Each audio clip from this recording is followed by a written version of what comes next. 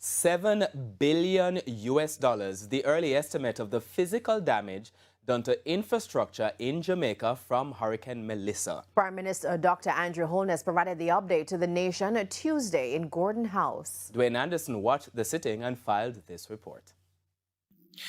The Prime Minister went to Parliament Tuesday with two missions: to update the country on the half decimated by Melissa and to rally the other half to work even harder to help save the country. Save the country because of the tough times ahead. It will cost the country billions of US dollars to rebuild.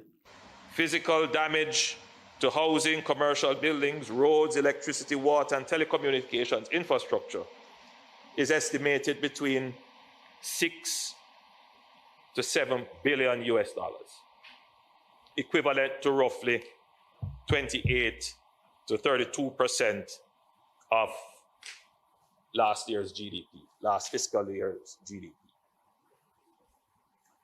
It is, members, a major hit to our economy. And soberingly, that figure is preliminary and is expected to rise in the coming weeks. And as those weeks roll on and the hit to production sets in, the country could see negative growth in the double figures. Short-term economic output could decline by 8 to 13%. Madam Speaker, this means that revenues will decline as well. We anticipate a rise in the debt to GDP ratio in the short to medium term as resources are channeled into rebuilding and resilience. In order to offset the downturn, Jamaicans in the central and eastern parts of the country will have to double their efforts. 40% of the island has been impacted from an economic perspective. It means that the other 60% of the island must double our economic output.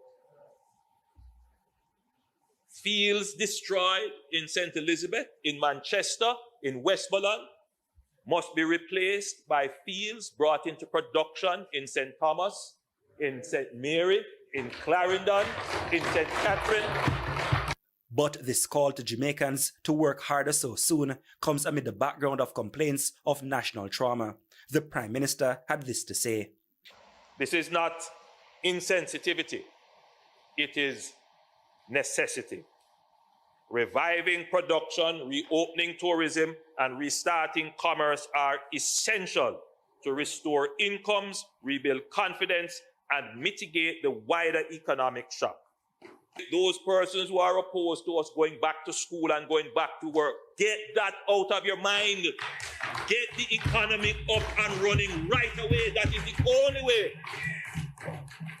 way we are going to be able to fund the recovery quickly. And I urge all Jamaicans to get that mindset in. Turning to infrastructure, a big announcement about the future of sections of the national grid. They have been tasked in their grid restoration efforts to explore relocating, where feasible, the grid underground. We have given them directives regarding Montego Bay, the Elegant Corridor, and the Hip Strip would be two areas where focus should be given to put the grid underground. Plans too to change how homes and government buildings are made post-Melissa. We have to utilize new building technologies, including prefabricated and containerized solutions to deploy rapidly. And so we are examining those options. To continue to respond to the growing needs of affected Jamaicans, additional allocations will be made to members of Parliament. The figures will range between $1.5 to $2 million for water, $1.5 million for food, and $5 to $10 million for housing repair support. Dwayne Anderson, TVJ News.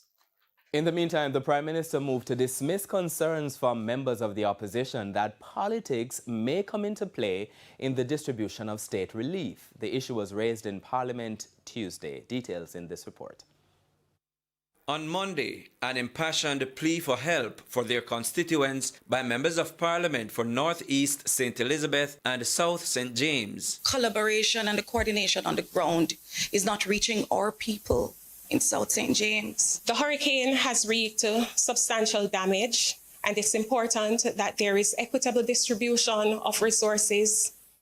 On Tuesday, this declaration by Prime Minister Dr. Andrew Holness. There was never any intention or action on this government designed to marginalize, discriminate, isolate, alienate any member of Parliament.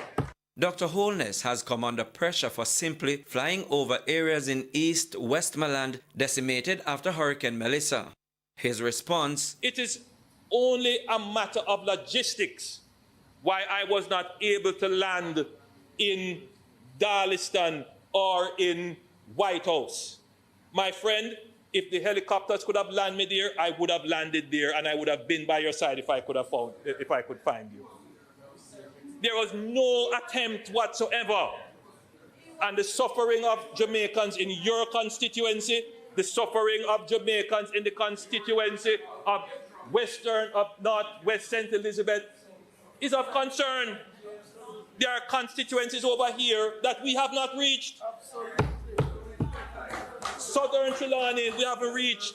Northwestern St. Elizabeth, we haven't reached. So all I'm saying, Madam Speaker, and to Jamaica, I must stand up firmly and close the door on any attempt to politicize aid in Jamaica. He further says he has given instructions for persons to get help once he is made aware. The member from Eastern Westmoreland made his public comments. I saw them. I reached out to the leader of the opposition. I recognized your pain in what you said. I saw your public comments. I recognized the pain in what you said, and I asked the member from Southeast Clarendon, the Minister of Labour and Social Security, to reach out to you.